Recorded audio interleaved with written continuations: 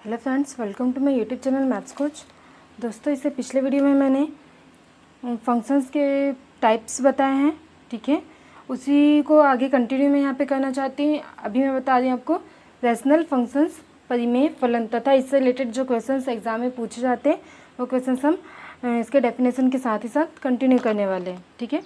चलिए हम शुरू करते हैं। सबसे पहले यहाँ पे मैं बताना चाहूँगी आपको रैशनल फंक्शन, परिमेय, फलन, ठीक है।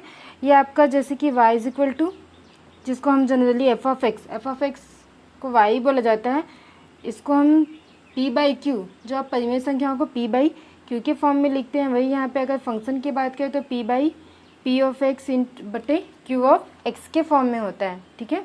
और जैसे कि आप परिमेय संख्याओं में देखते हैं कि नीचे वाली जो हर में जो संख्या होती है वो कभी भी ज़ीरो नहीं होना चाहिए। इसी प्रकार यहाँ पे भी आपका Q of X is not equal to zero, ये आपका परिमेय फलन होता है। F of x is equal to P of X बटे Q of X, where Q of x is not equal to zero, ठीक है।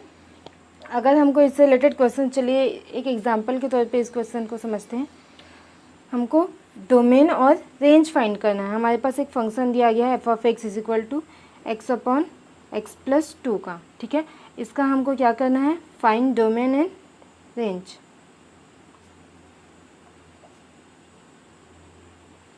डोमेन और हमको इसका रेंज फाइंड करना है, ठीक है। प्रांत और परिसर,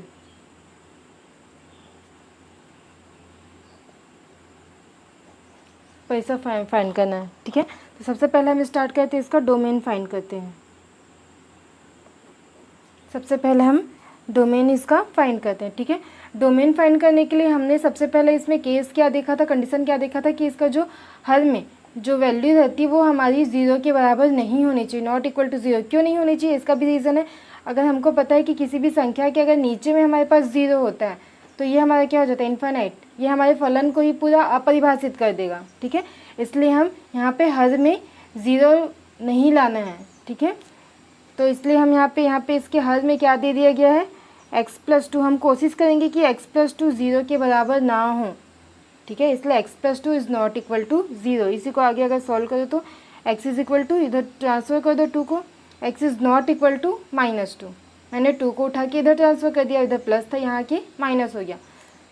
मतलब एक्स जो है वो बस ऋण दो के बराबर नहीं होना चाहिए, क्योंकि यहाँ पे अगर आप रख करके देखो, एक्स की जगह अगर आप रखते हो ज़ीरो तो भी नीचे क्या आ जाएगा, दो। एक्स की जगह अगर वन रखते हो तो भी नीचे आपके बचेगा टू। लेकिन एक्स की जगह अगर आप रखते हो माइनस टू, यहाँ पे माइनस टू रख दोगे तो माइनस टू प्लस टू, ये हो जाएगा आपका ज़ीरो, जो कि हमको यहाँ पे नहीं चाहिए। नीचे में हर में जो भी वैल्यू है वो कभी भी हमारी ज़ीरो नहीं होनी चाहिए, ठीक है। इसलिए x is not equal to minus two, मतलब x की जगह आप 1 2 3 पूरे सेट ऑफ रियल नंबर में से कुछ भी रख लो, बस माइनस टू को छोड़ दो, ठीक है।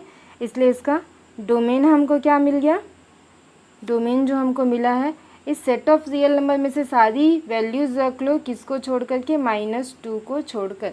इसलिए R set of real number को डिनोट करता है, माइनस टू को उसने हटा दिया है। तो ये हमारा इस फंक्शन का डोमेन मिल गया, ठीक है। अगर इसी फंक्शन में अब हम बात करते हैं किसकी, रेंज की, ठीक है। हम फाइंड करते हैं रेंज। तो रेंज के लिए हमारे पास, हम जानते हैं यहाँ पे कि एफ ऑफ एक्स हमारा एक्चुअल में क्या होता है, एफ ऑफ एक्स को हम क्या मानते हैं, वाई के ही बराबर होता है ना, ठीक है। अब ये हम एफ ऑफ एक्स की वैल्यू क्या दी गई यहाँ पे, x upon x plus two is equal to y, ठीक। देखो, जब भी हमने डोमेन फाइंड किया था तो एक्चुअल में हमारे पास ये एफ ऑफ एक्स, इसको अगर हम देखा जाए तो हम इसको क्या लिख सकते हैं, वाई के इक्वल।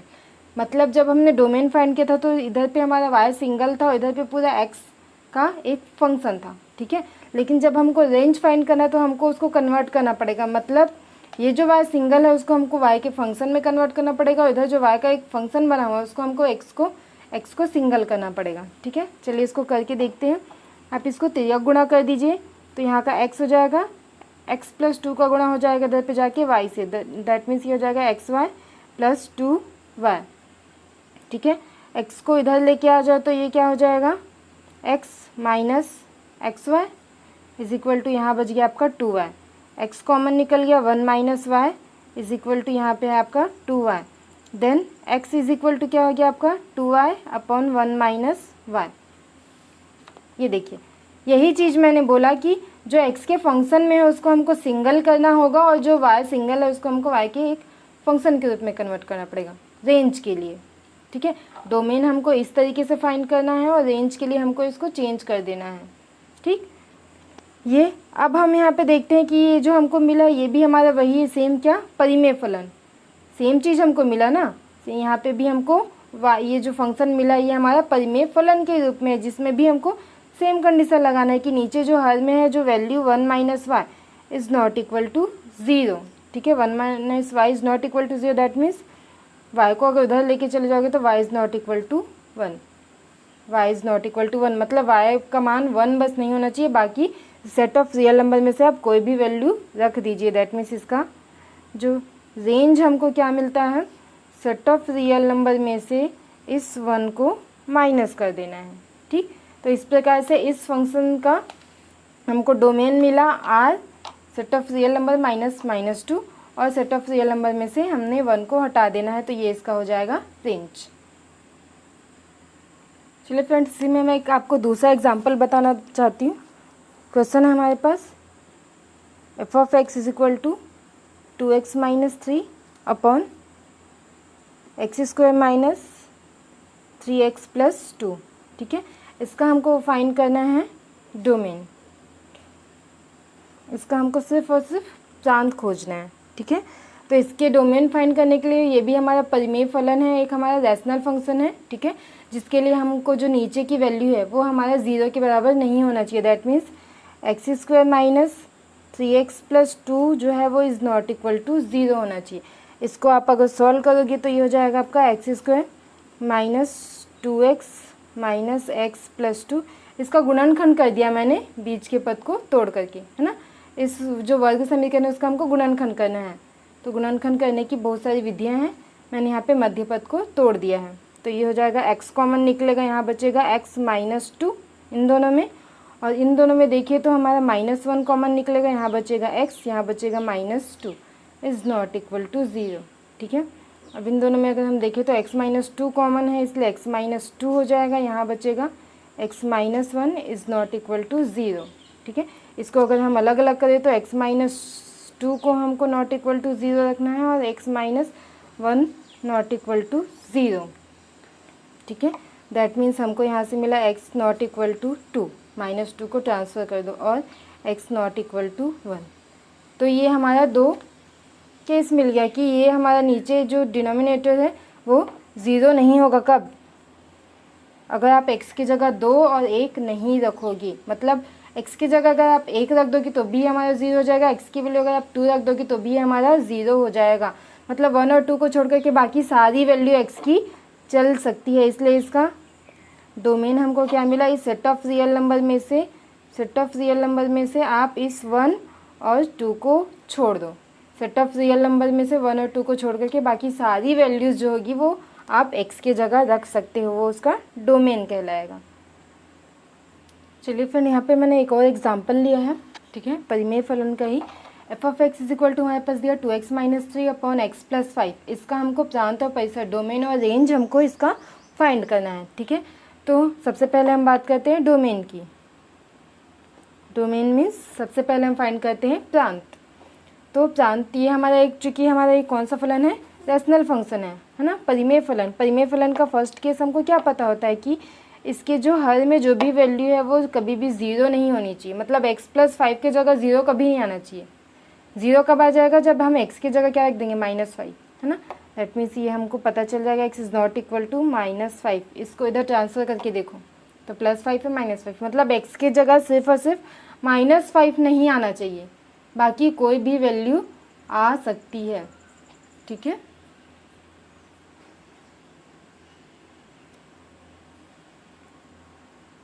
अब हम इसका फाइंड करेंगे।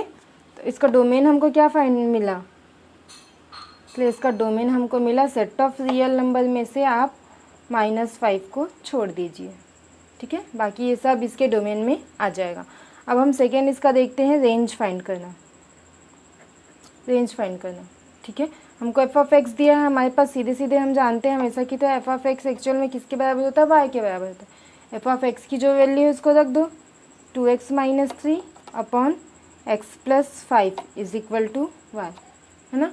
अब ये आपका जो मैंने पहला एग्जाम्पल बताया सेम वैसे ही करना है। जो इधर x के फलन के रूप में है तो हमको इधर x को सिंगल करना है और इधर y को हमको उसके फलन के रूप में चेंज करना है। तो आप तो यह गुणा कर लीजिए यहाँ पे 2x minus 3 is equal to x का इंटू हो जाएगा y के साथ एक्स वाई प्लस 5y। ओके, x वाले को x साइड हम लेके आ जाते हैं, 2x है minus x y is equal to वहाँ पे है आपका 5y plus 3, then x common हो गया तो यहाँ पे बच गया 2 minus y is equal to 5y plus 3। इसको अगर हम देखें तो x इज इक्वल टू हमको क्या मिल जाएगा 5y plus 3 upon 2 minus y, ये वैल्यू हमको मिल गई। अब ये भी हमारा एक क्या है, परिमेय फलन ही है, जिसका हम केस कंडीशन हम जानते हैं 2 माइनस वाई ये कभी भी ज़ीरो नहीं होना चाहिए, इसलिए 2 minus y is not equal to zero. That means y is not equal to 2। y को इधर ट्रांसफर कर दोगे तो इधर आ जाएगा y, इधर आ जाएगा आपका 2, then y is not equal to 2। ठीक है, मतलब इसका जो रेंज हमको क्या मिल गया, y की जगह 2 छोड़ दीजिए, बाकी y की कोई भी वैल्यू आ सकती। दैट मीन्स इस सेट ऑफ रियल नंबर में से इस 2 को माइनस कर दीजिए, तो ये इसका हो गया रेंज। चलिए फ्रेंड्स, यहाँ पे मैंने एक और एग्जांपल लिया है। क्वेश्चन हमारा f of x is equal to x minus 2 upon 3 minus x, find the domain and range. Range और डोमेन और रेंज हमको फाइंड करना है। सबसे पहले हम फाइंड कर लेते हैं डोमेन, है ना। डोमेन में हमको सीधे सीधे क्या करना होता है, चूँकि रैशनल फंक्शन है तो हमारा फर्स्ट केस जो बनता है, कंडीशन होता है कि जो नीचे हर में जो वैल्यू है वो कभी भी ज़ीरो नहीं होनी चाहिए। Then 3 minus x is not equal to zero. ठीक है, इसका मतलब क्या हुआ, x is not equal to 3, क्योंकि x को इधर करोगे तो x क्या है 3 के बराबर नहीं होना चाहिए। तो इसका हमको रेंज क्या मिला, इस सेट ऑफ रियल नंबर में से आप 3 को छोड़ करके बाकी कोई भी वैल्यू यहाँ पर रख सकते हो। ठीक है, अब हम यहाँ पे फाइंड करते हैं इसका रेंज। ठीक है, हमको पता है एफ ऑफ एक्स जो है किसके इक्वल होती है, y के। एफ ऑफ एक्स की वैल्यू यहाँ पे पुट कर दो, x minus 2 upon 3 minus x is equal to y. अब x को इधर सिंगल करना है, y को उधर चेंज करना है हमको, है ना। तो 3 गुणा कर दो, x minus 2 is equal to 3y minus y x, 3y minus y x into हो गया x वाली वैल्यू एक साइड लेके आ जाओ, देन x यहाँ की है plus y x is equal to उधर पे 3y है, ये उधर जाके प्लस 2, है ना। जो x वाली वैल्यू है उसको मैंने एक साइड ला लिया, बाकी को दूसरे साइड भेज दिया। यहाँ पे x को कॉमन ले लो, यहाँ पे क्या बच गया y plus 1 is equal to 3y plus 2, then x is equal to क्या हो गया यहाँ पे 3y plus 2 upon 1 plus y। ठीक है, ये भी सेम हमारा रैशनल नंबर में ही आ गया है, रैशनल फंक्शन में आ गया ना। तो इसके लिए भी हमको रेंज फाइंड करना है, तो हमको क्या करना होगा कि ये जो नीचे में हर में जो वैल्यू है, मतलब 1 प्लस वाई जो है वो कभी भी नॉट इक्वल टू ज़ीरो हो, ज़ीरो के बराबर वो ना हो। ठीक है, दैट मीन्स वाई 1 को उधर ट्रांसफ़र कर दो, y is not equal to -1, y is not equal to -1। इसका मतलब रेंज हमको क्या मिल गया, रेंज जो है सेट ऑफ रियल नंबर में से इस -1 को छोड़कर बाकी सारी वैल्यू इसके रेंज में आ जाएगी। इस प्रकार से ये आपका रेशनल फंक्शन पे बेस्ड कुछ एग्जांपल है। इसके बाद हम देखते हैं आगे स्क्वायर रूट फंक्शंस। चलिए फ्रेंड्स, अब रेशनल फंक्शन देखने के बाद हम यहाँ पे देखते हैं स्क्वायर रूट फंक्शन। ठीक है, वर्गमूल फलन। इस पे जैसे अगर देखें f of x is equal to ये होता है वर्गमूल x, ये एक हमारा स्क्वायर रूट फंक्शन है, वर्गमूल फलन है। ठीक है, अब आप जैसे जानते ही होंगे कि वर्गमूल के अंदर कोई भी अगर हमको इस फलन का वास्तविक मान चाहिए, फलन का अगर हमको कौन सी वैल्यू चाहिए, रियल वैल्यू चाहिए, है ना, वास्तविक मान चाहिए, तो हमको क्या जरूरी है कि जो वर्गमूल के अंदर में जो वैल्यू है, वर्गमूल के अंदर जो वैल्यू है x, वो हमारा पॉजिटिव होना ज़रूरी है। ठीक है, क्यों, क्योंकि अगर हमारा वर्गमूल के अंदर अगर हमारा कोई नेगेटिव वैल्यूज़ है, मान लो -2, तो इसका वर्गमूल निकल पाता है क्या, वास्तविक नहीं होता। अगर वो होता है तो हमको फिर से वो आयोटा वाला चीज़ आ जाता है ना, इमेजनरी संख्याएं आ जाती, काल्पनिक संख्याएं आ जाती हैं। ठीक, तो स्क्वायर रूट वाले फंक्शन में हमारा फर्स्ट कंडीशन यही रहेगा कि वर्गमूल के अंदर में जो भी वैल्यू है वो हमेशा पॉजिटिव हो। ठीक है, दैट मीन्स या तो फिर ये x का मान या तो फिर 0 हो या तो फिर 0 से बड़ा मतलब पॉजिटिव, या तो 0 होगा या तो फिर 0 से बड़ा मतलब पॉजिटिव वैल्यू। कभी भी नेगेटिव वैल्यू यहाँ पे वर्गमूल के अंदर में नहीं होनी चाहिए। ठीक है, कभी भी जो या तो 0 होना चाहिए या तो फिर 0 से बड़ी, कभी भी इधर नेगेटिव वैल्यू नहीं होनी चाहिए। ठीक, मतलब x की वैल्यू हम या तो 0 रखेंगे या तो फिर 0 से बड़ी। तो यही हमारा क्या हो गया, डोमेन। डोमेन एक्चुअल में x की हम कौन कौन सी वैल्यू पुट कर सकते हैं, यही हमारा डोमेन होता है। मतलब x की वैल्यू आप 0 पुट कर सकते हो, इसलिए यहाँ पे क्लोज ब्रैकेट, और 0 से आप उधर कहाँ तक बढ़ सकते हो, प्लस इन्फिनिटी तक। इन्फिनिटी के साइड में हम ओपन ब्रैकेट लगाते हैं क्योंकि एक्चुअल में इन्फिनिटी होता नहीं, इन्फिनिटी भी एक मानी गई संख्या होती है। ठीक है, तो इसलिए यहाँ पे इन्फिनिटी की साइड पे हमेशा ओपन ब्रैकेट लगता है, और 0 यहाँ पे हम रख सकते हैं, इसलिए 0 को क्लोज ब्रैकेट के साथ यहाँ पे लिखा गया है। तो ये इस फंक्शन के लिए डोमेन हो गया। ठीक है, इसी फंक्शन की अगर हम रेंज की बात करते हैं, है ना, रेंज की अगर हम बात करें तो देखिए हमने क्या देखा कि ये x हमेशा क्या होगा, या तो 0 होगा या तो फिर 0 से बड़ा होगा, है ना। x को हमने क्या देखा, 0 होगा या तो फिर 0 से बड़ा होगा। मान लो 0 आ गई, x की वैल्यू 0 आ गई, है ना, तो इसका वर्गमूल क्या हो जाएगा, 0, पॉजिटिव आया। x की वैल्यू अगर 0 से बड़ी ही रखना है बोल रहा है, इसके अकॉर्डिंग 0 से बड़ी होगा, मतलब x की वैल्यू अगर मैंने रख दिया 4, तो मुझे क्या मिल जाएगा, वर्गमूल 4 का मान कितना मिल जाएगा, 2, पॉजिटिव मिला, है ना। दैट मीन्स x की वैल्यू अगर मैं पॉजिटिव रखती हूँ तो मुझे वर्गमूल x का मान भी हमेशा पॉजिटिव मिलेगा, 0 या 0 से बड़ा ही प्राप्त होगा, है ना। अगर x की वैल्यू मैंने 0 या 0 से बड़ी रखी तो वर्गमूल x की वैल्यू 0 या 0 से बड़ी ही प्राप्त होगी। दैट मीन्स, और यही वर्गमूल x हमारा एक्चुअल में क्या है, y है ना, f ऑफ x यही है, f of x is equal to y होता है। ठीक है, इसलिए y भी हमको क्या मिला, greater than or equal to 0, मतलब x का मान अगर हमेशा greater than equal to 0, that means वर्गमूल x जो क्या है, f ऑफ x के बराबर, f ऑफ x हमेशा क्या होता है, y होता है। ठीक है, y भी हमारा ग्रेटर देन इक्वल टू 0 प्राप्त होगा। दैट मीन्स यही इसका क्या हो गया, रेंज हमको क्या मिल गया, 0 से इन्फिनाइट तक। तो ये हो गया इसका डोमेन, ये हो गया इसका रेंज। चलिए इसको हम और एग्जांपल्स के थ्रू अच्छे से समझते हैं। चलिए फ्रेंड, यहाँ पे मैंने एक एग्जांपल लिया है। क्वेश्चन है f of x is equal to √x-1 plus √6 - x।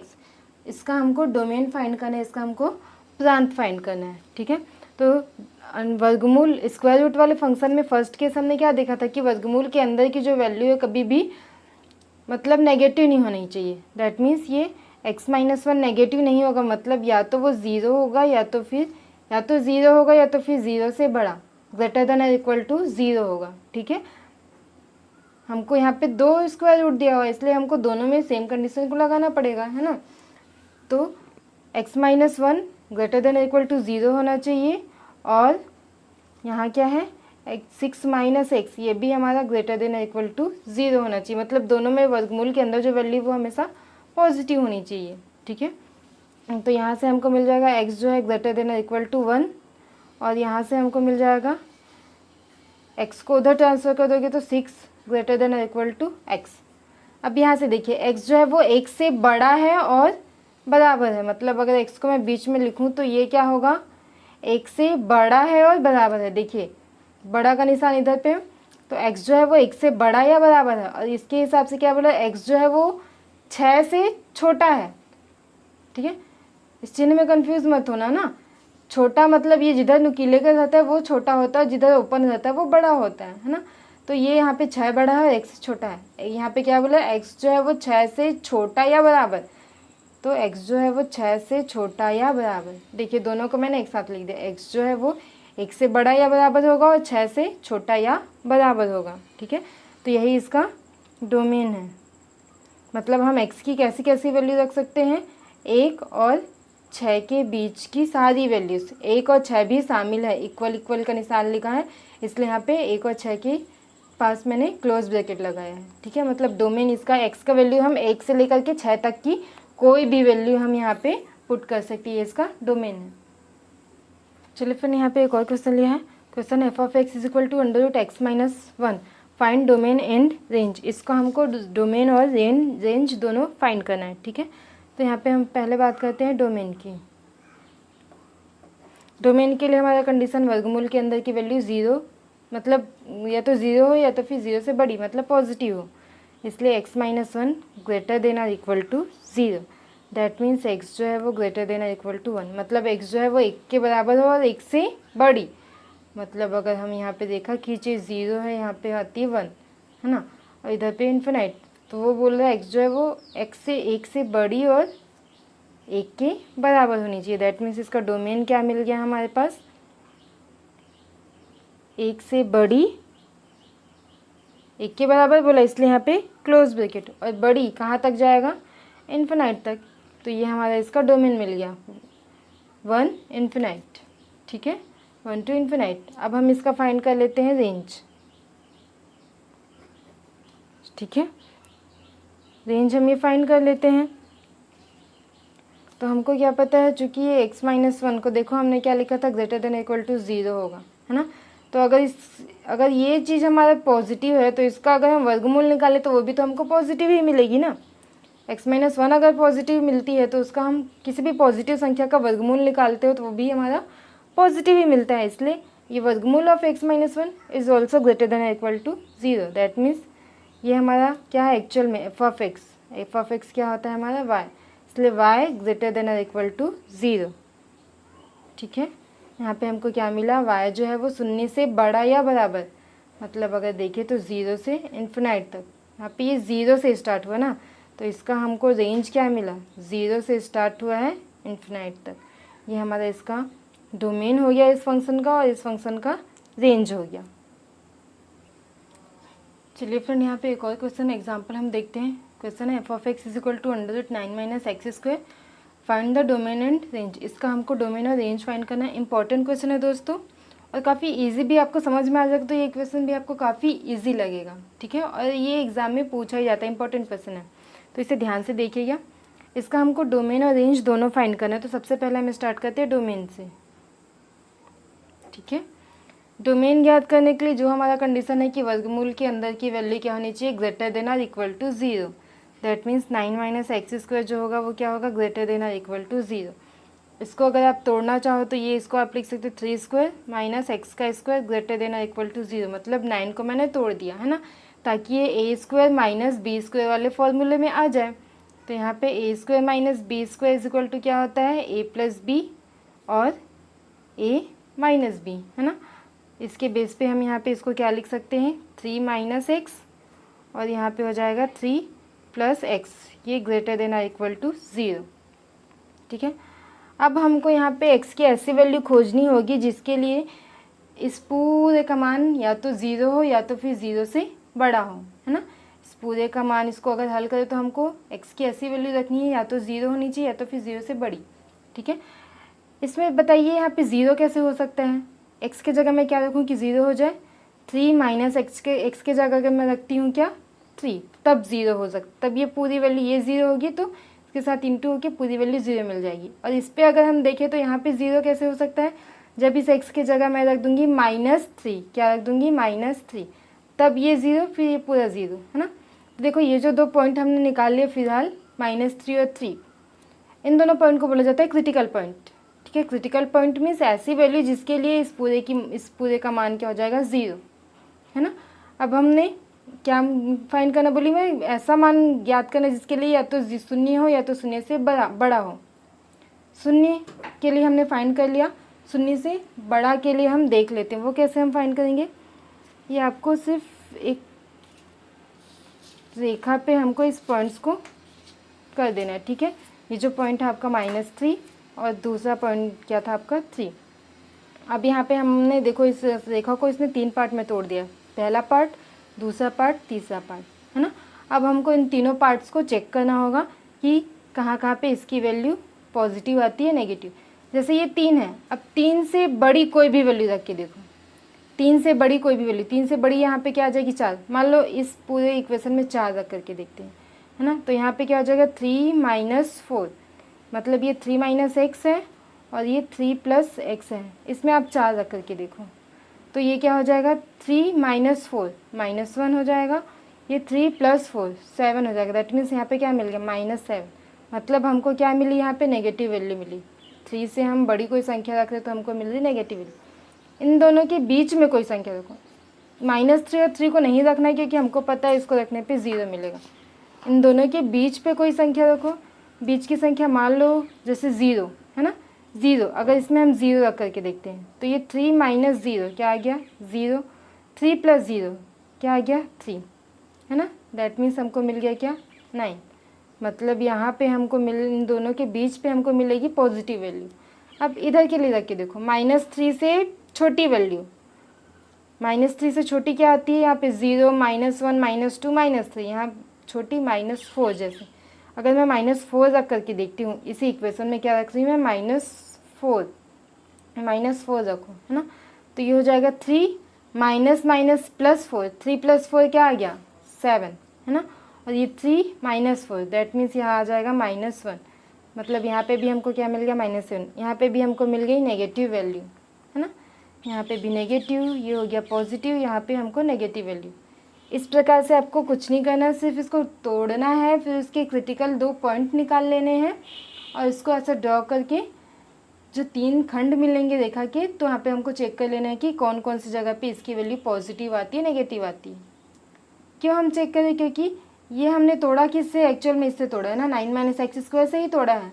और हमको पता है कि 9 माइनस एक्स स्क्वायर की वैल्यू हमेशा हमको क्या चाहिए पॉजिटिव ही चाहिए, या तो 0 या तो पॉजिटिव। ये दोनों पॉइंट पे तो 0 मिल गया, अब हमको चाहिए पॉजिटिव, मतलब इस पूरे का मान 0 या पॉजिटिव हमको सिर्फ इतने बीच के इंटरवल में मिलेगा, इससे ना इधर मिलेगा ना इधर। इधर पे भी इसकी वैल्यू नेगेटिव हो जाएगी जो कि हमको नहीं चाहिए, इधर पे भी इसकी वैल्यू नेगेटिव हो जाएगी जो हमको नहीं चाहिए।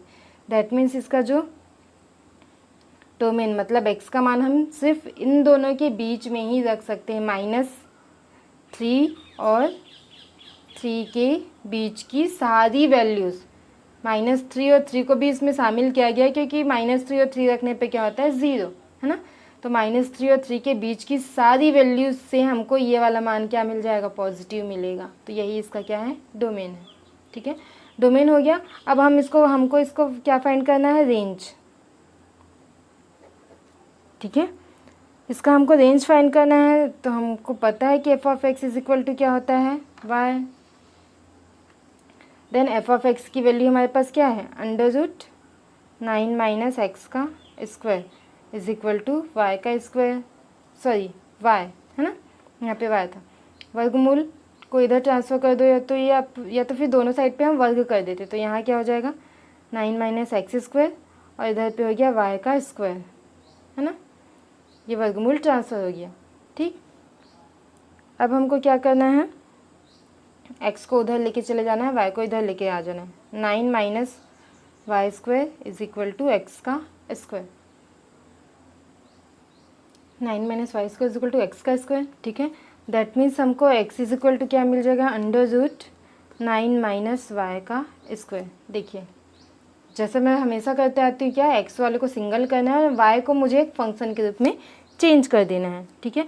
यहाँ पे भी फिर सेम कंडीशन लगाना है, क्या कि वर्गमूल के अंदर की वैल्यू कभी भी नेगेटिव नहीं होनी चाहिए। 9 minus Y square greater than or equal to 0, that means ये आपको हो जाएगा 3 माइनस वाई और ये आपको हो जाएगा 3 plus y greater than or equal to 0। Same चीज़ आपका 2 क्रिटिकल पॉइंट अगर ढूंढोगे तो यहाँ पे भी आपका यहाँ पे 3 हो जाएगा और यहाँ पे आपका हो जाएगा -3, दैट मीन्स ये आपका -3 और ये आपका हो जाएगा 3, ठीक है। अब यहाँ पे आप वैल्यूज़ पुट करके देख सकते हो, 3 माइनस वाई है और 3 प्लस वाई है। -3 से छोटी मतलब -4 रख करके देखिए, यहाँ पे y की जगह क्या रखिए -4। अगर -4 रखते हो तो यहाँ पे क्या हो जाएगा ये +4 हो जाएगा, 3 + 4 7 और ये 3 - 4 -1, दैट मीन्स यहाँ पे आपको मिल जाएगा -7 नेगेटिव वैल्यू। 0 रख करके देखो तो ये आपका 0, ये आपका 0। अगर 0 रखोगे तो आपका हो जाएगा 3 × 3 दैट मीन्स 9, मतलब ये हो गया आपका पॉजिटिव वैल्यू, है ना। यहाँ पे 3 से बड़ी कोई वैल्यू, मान लो 4 रख करके देखते हैं हम, तो यहाँ पे क्या हो जाएगा -1 इंटू यहाँ पे 4 रखोगे तो 7, दैट मीन्स ये भी -7, मतलब यहाँ पे भी हमको मिल गई नेगेटिव वैल्यू। ठीक, सेम चीज़ यहाँ पे हुआ कि y की वैल्यू किसके किसके बीच होनी चाहिए, -3 से बड़ी या बराबर और 3 से, मतलब इसके बीच में है, देखो 3 और -3 और 3 के बीच में है, मतलब y की वैल्यू यहाँ पे हमको -3 और 3 के बीच में मिलेगी। ठीक है, ये इसके अकॉर्डिंग हमको मिला है। ठीक, ठीक है, इसको अगर मैं इक्वेशन नंबर दे करके छोड़ती हूँ तो हमारा जो क्वेश्चन है, क्वेश्चन क्या था हमारा, f(x) = √9 - x², यही क्वेश्चन था ना। ठीक, और हमने देखा था कि ये 9 - x² हमेशा क्या है, >= 0। इसके अकॉर्डिंग ये पूरी वैल्यू >= 0 होगी, और ये f(x) हमेशा किसके बराबर होता है, बोली थी y के बराबर। मतलब इस केस से हमको क्या मिल रहा है, y जो है वो >= 0 मिल रहा है। देखो ये हमारा इक्वेशन नंबर अगर 2 देती हूँ तुम्हें। ठीक है, इसके अकॉर्डिंग हमको y की वैल्यू ऋण 3 और 3 के बीच में मिल रही है, लेकिन हमारा जो क्वेश्चन है उसके अकॉर्डिंग हमको y की वैल्यू 0 से बड़ी मिलनी चाहिए। ठीक है, अगर इसको मैं लाइन में ड्रॉ करूँ तो ये -3, यहाँ पे आ जाएगा 0, यहाँ पे आ जाएगा आपका 3, और इससे बढ़ी जाएगी ना इधर, मतलब इन्फिनाइट तक, है ना। तो फर्स्ट केस के अकॉर्डिंग y की वैल्यू कहाँ से कहाँ तक मिल रही है, ऋण 3 से 3 के बीच में, लेकिन सेकेंड केस के अकॉर्डिंग y की वैल्यू कहाँ से कहाँ तक मिल रही है, 0 से बड़ी, मतलब ये पूरी चली गई इन्फिनाइट तक। अब देखिए इन दोनों ही केस में कॉमन कौन सा पार्ट है, ऋण 3 से 3 और इसमें 0 से इन्फिनाइट तक, कौन सा पार्ट कॉमन है, ये वाला पार्ट। इतना पार्ट कॉमन है ना, जो इसमें भी है इसमें भी है, दैट मीन्स हम इसी कॉमन पार्ट को y का, इस फलन का रेंज मान लेते हैं। मतलब y की जो वैल्यू है वो क्या होगी, 0 से बड़ी या बराबर और 3 से छोटी, मतलब y की वैल्यू हमको मिल जाएगी 0 और 3 के बीच में। मतलब इसका हमको जो रेंज है वो कहाँ से कहाँ तक मिलेगा, 0 से 3 के बीच में। ठीक है, जनरली रेंज यहाँ पे फाइंड कर लेने के बाद यहाँ ही पे बच्चे लिख देते हैं कि y की जो रेंज होगी, मतलब इसकी जो रेंज होगी वो ऋण 3 से 3 के बीच आ जाएगी, लेकिन हमारे जो क्वेश्चन के अकॉर्डिंग y की वैल्यू जो हमेशा 0 से बड़ी होगी, इसलिए उसका नेगेटिव वैल्यू हमको हटाना पड़ता है।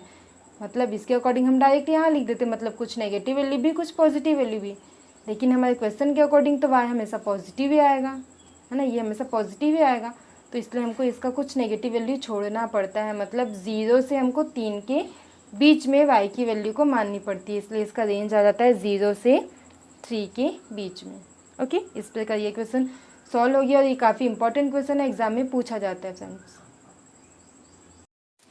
चलिए फिर यहाँ पे एक और एग्जाम्पल मैंने लिया है। यहाँ पे क्वेश्चन है f(x) = 1/25 - x²। इसका हमको डोमेन और रेंज फाइंड करना है। देखिए ये जो क्वेश्चन है ये आपका जो रेशनल फंक्शन है और जो आपका स्क्वायर रूट फंक्शन है, दोनों का मिक्स क्वेश्चन है ये, क्योंकि ये देखो ये आपका परिमेय के रूप में भी है और ये वर्गमूल के रूप में भी है।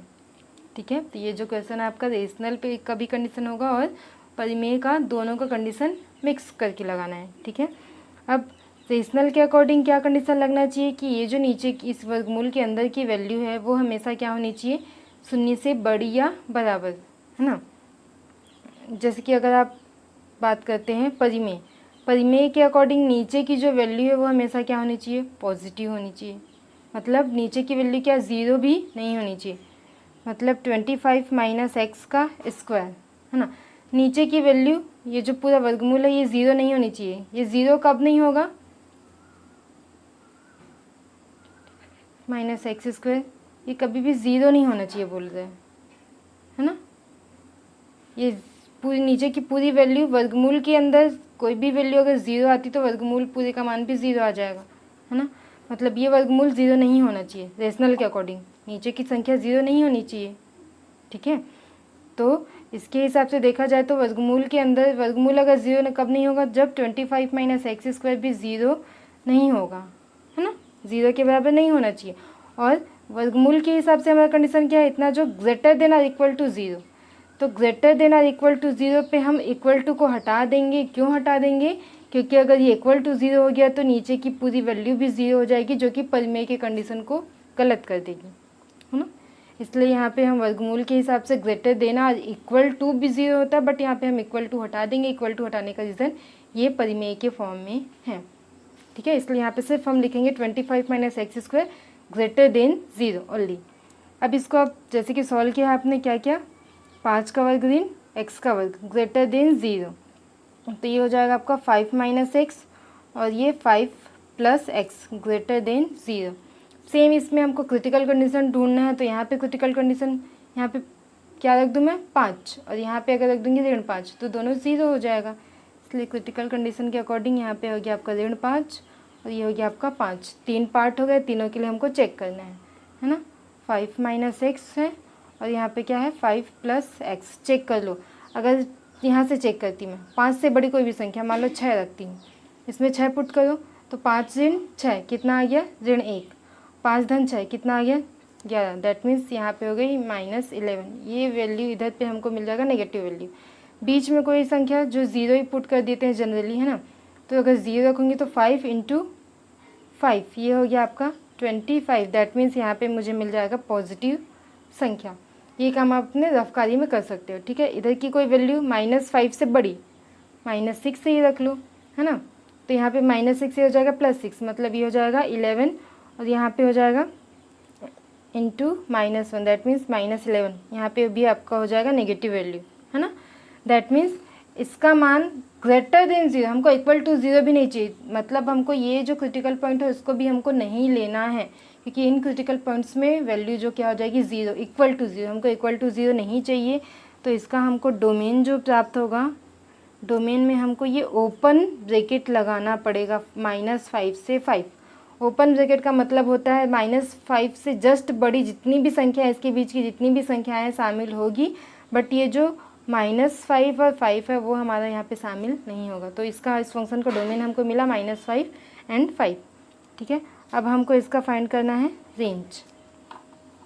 तो रेंज के लिए जैसे आप सॉल्व करते हैं y = 1/√25 माइनस एक्स का स्क्वायर, ठीक है।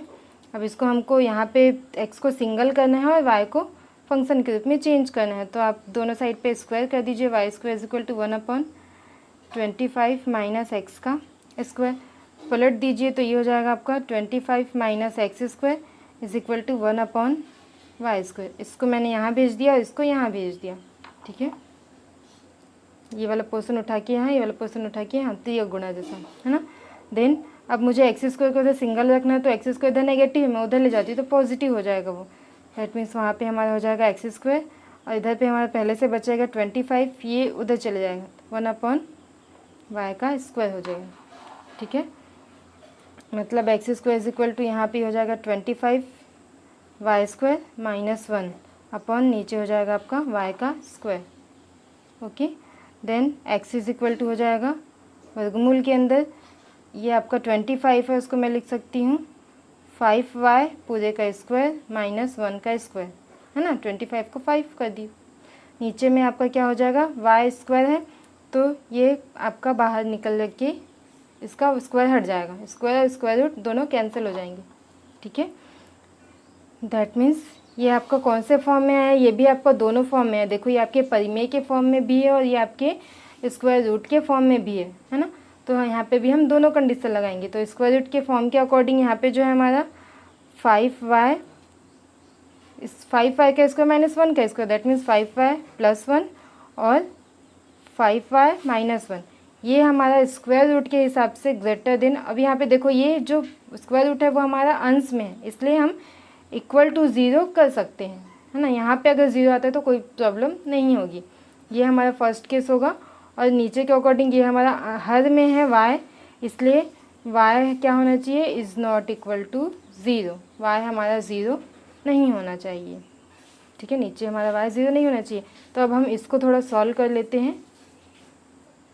इसमें सेम हमको क्रिटिकल पॉइंट खोजना है, मतलब यहाँ पे क्या रखूँ कि इसकी वैल्यू 0 आ जाए। दैट मीन्स 5y + 1 क्या हो जाए 0। कैसे हो सकता है, जब y = मैं यहाँ पे रख दूँ -1/5। देखो -1/5 मतलब y की एक क्रिटिकल पॉइंट हमको मिल गया, -1/5 यहाँ पे रखूँगी तो 0। यहाँ पे क्या रखो कि 0 हो जाए, इसके लिए भी सर्च कर लो अगर तो 5y minus 1 is equal to 0 कब हो जाएगा, जब y इज इक्वल टू ये 1 उधर जाके 1/5। तो हमारे पास दो क्रिटिकल पॉइंट -1/5 और 1/5। तो ये लीजिए, ये -1/5 और ये हो गया आपका 1/5। एक्चुअल में ये हमारा कौन सी वैल्यू है, 0.2 -0.2 है, ये +0.2 है, बीच में आपका 0 रहेगा, है ना, ये आपका ऐसा। तो दो क्रिटिकल पॉइंट हमको मिल गया। अब हमको वही काम करना है कि इसको चेक करना है कहाँ पे पॉजिटिव है। दैट मीन्स 5y + 1 और 5y - 1 इसको चेक करना है। तो सबसे पहले हम यहाँ देखते हैं, मतलब 0.2 से कोई भी बड़ी वैल्यू 0.2 मतलब अगर हम रखते हैं यहाँ पे 1 बड़ी वैल्यू आएगी। 1 रखो यहाँ पे क्या आ जाएगा, 1 रखने पे ये हो जाएगा 5 + 1 6 और y की जगह 1 रखोगे तो 5 - 1 मतलब ये हो जाएगा आपका 4। कितना आ गया, 24 पॉजिटिव आया, मतलब यहाँ पे आपकी वैल्यू आ जाएगी पॉजिटिव। बीच की वैल्यू जैसे कि 0 अगर रखो, 0 रख के देखो तो ये 0 आपका हो जाएगा 1 और यहाँ पे भी 0, ये हो जाएगा -1, दैट मीन्स नेगेटिव वैल्यू हो जाएगी। तो इनके बीच में आपको वैल्यू नेगेटिव मिलेगी। इधर वैसे ही रखोगे -1 अगर आप रख के देखोगे तो यहाँ पे आपको वैल्यू जो मिलेगी वो मिलेगी पॉजिटिव। ठीक है, ऐसा केस शायद अभी पहली बार आया है ना। ठीक है, दैट मीन्स इसका मान हमको -1/5 के इधर और 1/5 से उधर हमको वैल्यू मिलेगी। ठीक है, -1/5 भी शामिल होगा। -1/5 से इधर हमको कहाँ तक जाना है, -∞ तक। दैट मीन्स -∞ से ये -1/5 तक आप आओगे, इसको क्लोज कर देना है ना। और ये बीच का चीज़ है जो छोड़ देना है हमको। यहाँ कहाँ से शुरू होना है, 1/5 से फिर से शुरू होगा और कहाँ तक जाएगा, +∞ तक। देखिए ये दो ब्रैकेट बीच का जो है वो हमने छोड़ दिया। अब ये दोनों को हमको ज्वाइन करना है, इसलिए यहाँ पे लगा दिया जाता है यूनियन, मतलब ये दोनों की वैल्यूज़। ठीक है, तो ये हमारा क्या निकल गया, अच्छा ये हमारा रेंज निकलना था, बट हमारे पास एक और कंडीशन थी, है ना। हमने दो कंडीशन देखा था, फर्स्ट कंडीशन ये वाला था और सेकंड कंडीशन हमारा क्या था, y is not equal to 0। ठीक है, तो इसके अकॉर्डिंग तो y का मान 0 तो इसमें है ही नहीं। ठीक है, अब हमारा जो क्वेश्चन है, क्वेश्चन पे अगर हम ध्यान दें तो क्वेश्चन के अकॉर्डिंग हमारा y की वैल्यू क्या थी, 1/√25 - x का स्क्वायर, है ना। हमने देखा था कि ये हमेशा पॉजिटिव होगी, कोई भी पॉजिटिव वैल्यू है ऊपर में है आपका 1, दैट मीन्स इसका मान भी हमेशा ग्रेटर देन और इक्वल टू 0, 0 से बड़ा ही होगा। नीचे कोई भी पॉजिटिव वैल्यू आएगी, जब हम डिवाइड करेंगे तो वैल्यू 0 से बड़ी होगी कि नेगेटिव वैल्यू आ सकती है। इसको अगर हम डिवाइड करें, जब भी आपको पता है कि ये जो नीचे की वैल्यू है, ये नीचे वैल्यू हमेशा पॉजिटिव आएगी, है ना। हमने जो शुरुआत किया था उसके अकॉर्डिंग हमने देखा था कि नीचे की वैल्यू हमेशा पॉजिटिव आएगी। अगर नीचे की वैल्यू धनात्मक है तो क्या इसका डिवाइड जो अगर हम करते हैं तो वो कभी ऋणात्मक आ सकता है क्या, नहीं आ सकता। मतलब y का मान हमेशा धनात्मक आएगा। तो इसलिए ये आपका पूरा ऋणात्मक वैल्यू है, ये आपका पूरा धनात्मक वैल्यू है। तो हम इस ऋणात्मक वैल्यू को छोड़ देंगे और हम सिर्फ और सिर्फ इस धनात्मक वैल्यू को लेंगे, दैट मीन्स 1/5 से ∞। ठीक है, ये दो आया था, दोनों का यूनियन लेना था, बट हमको क्या पता चला फर्स्ट के हिसाब से कि y की वैल्यू तो हमेशा ग्रेटर देन इक्वल टू 0, हमेशा पॉजिटिव आएगी। तो हम तो ये नेगेटिव वैल्यू नहीं ले सकते, इसलिए हम नेगेटिव वैल्यू को छोड़ देते हैं। बचा ये जो हमारा पॉजिटिव वैल्यू 1/5 to ∞, ये हमारा हो गया है रेंज। ओके, तो ये हमारा रेंज हो गया 1/5 to ∞। ये क्वेश्चन भी काफ़ी इंपॉर्टेंट है फ्रेंड, क्योंकि ये कॉम्बिनेशन है आपका रेशनल फंक्शन का और स्क्वायर रूट फंक्शन का।